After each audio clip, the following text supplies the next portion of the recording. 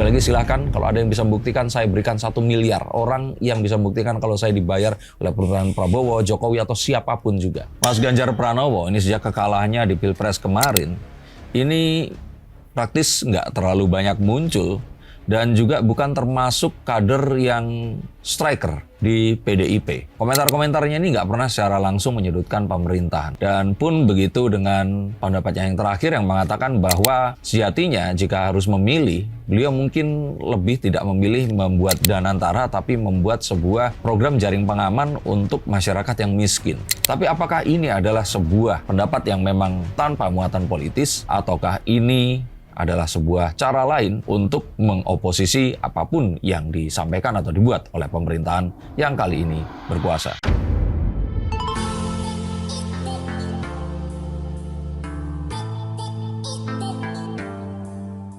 Halo Sainsikers, kembali berjumpa bersama saya Denny Darko. Tidak ada yang namanya misteri, yang ada adalah tanda-tanda yang kita semua coba untuk mengerti. Mengapa saya membahas banyak konten-konten politik? Karena banyaknya konten DFK, disinformasi, fitnah, dan kebencian yang terus kemudian merusak sendi kehidupan berbangsa dan bernegara, terutama di sosial media. Ini adalah konten yang semoga bisa memberikan sebuah pandangan yang objektif, netral, walaupun terkadang untuk orang-orang yang membenci pemerintah saya dianggap buzzer, tapi yuk, mari kita akan lihat lebih jauh lagi. Saat ceramah di Masjid UGM, Ganjar ini sempat menyinggung tentang program pemerintah Danantara. Menurut Ganjar, daripada mengupayakan hal-hal yang masih jauh seperti Danantara, walaupun beliau mengaku atau mungkin menyatakan bahwasannya tidak sepenuhnya salah, namun kebutuhan Indonesia dengan yang sekarang ini banyak PHK, terus juga lapangan pekerjaan berkurang, itu jauh lebih dibutuhkan adalah jaring pengaman yang untuk menjamin bahwasannya rakyat-rakyat miskin ini bisa mendapatkan pekerjaan dan juga tempat tinggal dan makanan, pokoknya kehidupan yang layak. Menurut Mas Denny Darko seperti apa?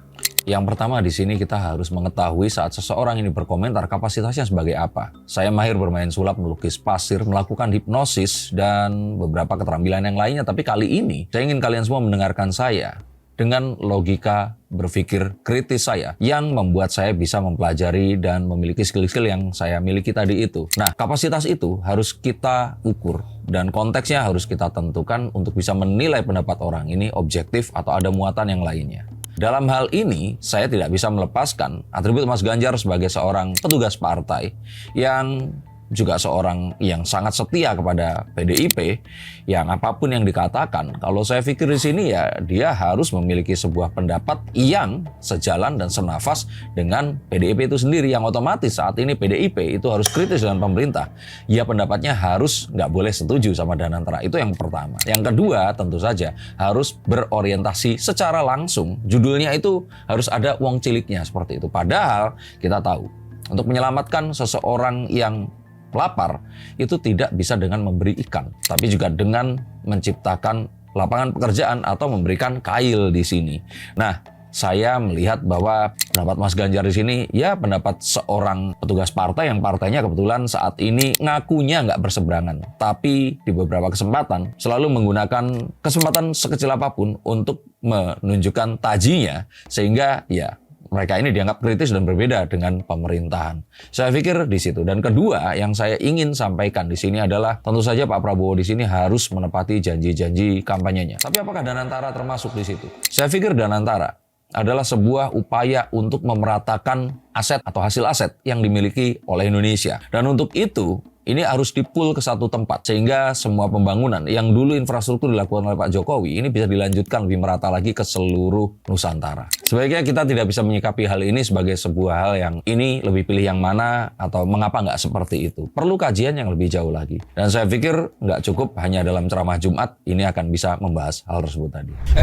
Stop dulu sebentar untuk kalian semua yang merasa atau menganggap bahwa saya hanya membacakan tarot untuk artis-artis. Kalian salah. Kalian kalian pun berkesempatan untuk bertatap muka dengan saya atau menanyakan apapun yang kalian ingin tanyakan, dan biarkan kartu-kartu saya di sini mencoba untuk mencarikan alternatif jalan keluar dari pemecahan permasalahan yang terbaik untuk saat ini dan mendatang. Dan saya jamin ini semua akan private, hanya kalian dan saya yang akan mengetahuinya. Apapun permasalahannya. Karena saat sebuah masalah terjadi, sebenarnya sebuah solusi itu menanti. Dan siapa tahu solusi terbaik dari permasalahan kalian akan ketemu saat kalian ngobrol dengan saya, dan izinkan saya untuk membuka setiap kartunya kepada kalian. Hubungi segera nomor di bawah ini dan pastikan nomor ini saja, dan izinkan saya untuk membantu memecahkan permasalahan apapun yang kalian alami. Semoga informasi ini bisa membantu kalian memecahkan permasalahan kalian. Oke, lanjut ke konten yang berikutnya.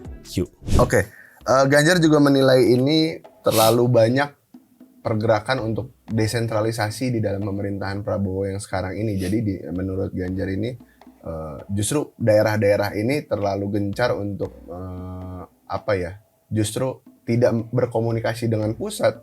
Namun mereka justru mencoba untuk mandiri sekarang, semakin mandiri, cuman jadinya nggak kelihatan nggak begitu kompak atau mungkin tidak menjalin komunikasi yang baik dengan pusat, pemerintah pusatnya gitu. Menurut Mas Denny Darko seperti apa? Ya, pendapatnya benar, dan mungkin itu adalah teknik dan taktik yang dilakukan oleh Pak Prabowo. Mengetahui bahwa Indonesia sangat luas, beliau pun mengatakan bahwa pembengkakan dalam kabinet itu dilakukan untuk memaksimalisasi hal yang seperti ini juga. Nah, banyak yang membandingkan kabinet Indonesia dengan negara lain, yang beliau katakan negara lain itu nggak seluas Indonesia, dengan suku yang sebanyak Indonesia.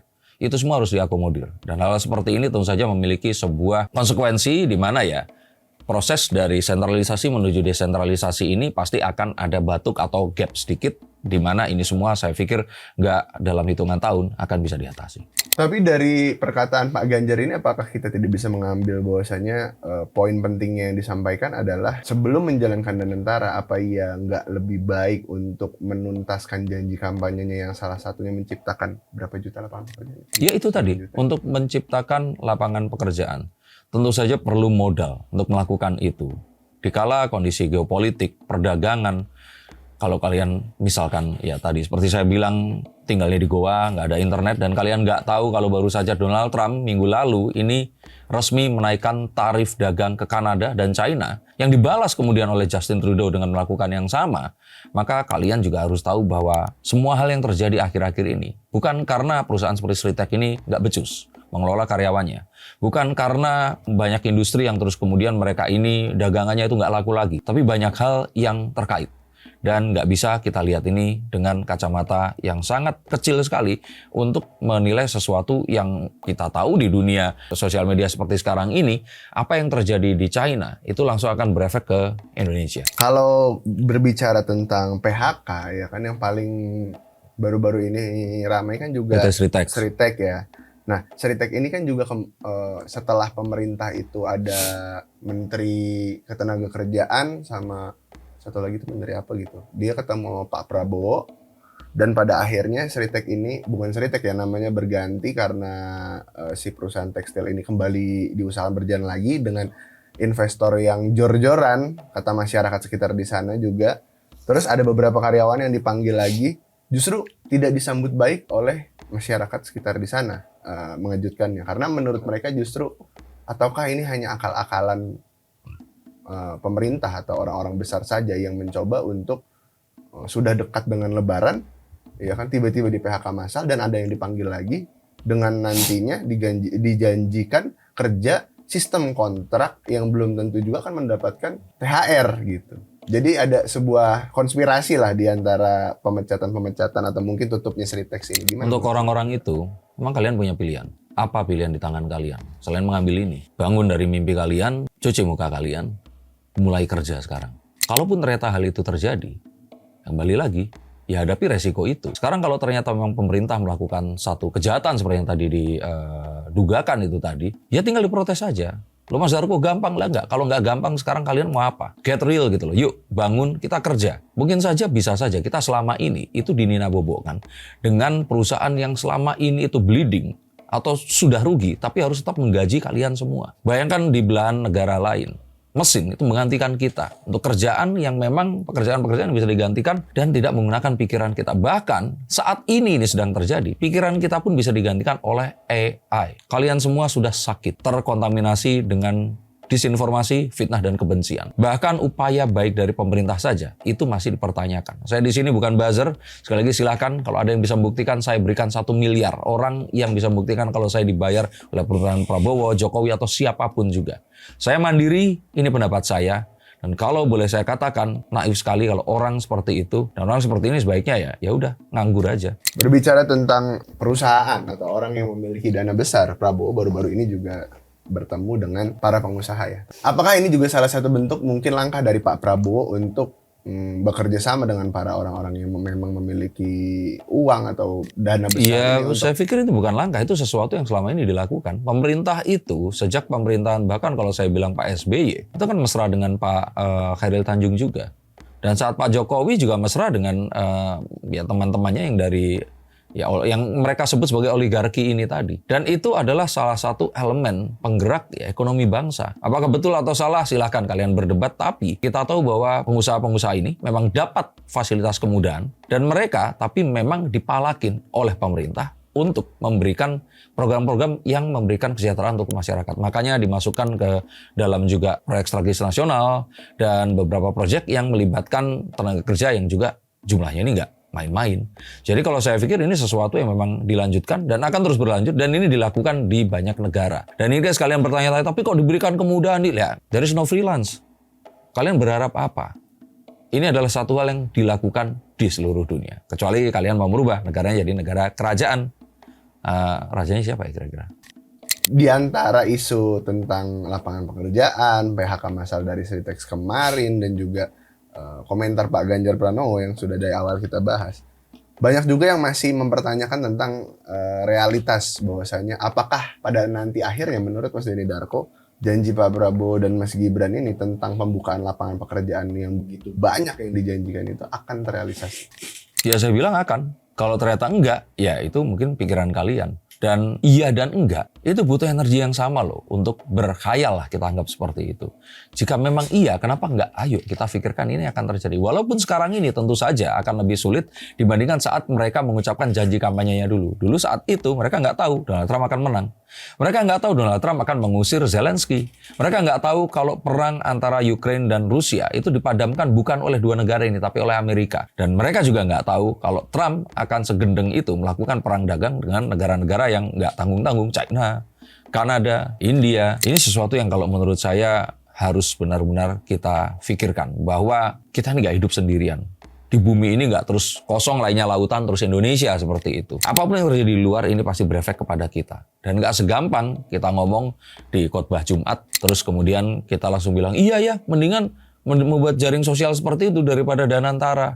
Terlalu picik, dan marilah kita lebih bijaksana. Untuk kalian semua yang menyukai konten seperti ini, silahkan subscribe. Karena saya akan terus menyuarakan agar kita tidak tersesat pada pemikiran yang keliru. Hidup tanpa harapan dan impian yang hilang. Terima kasih, sampai jumpa dan salam.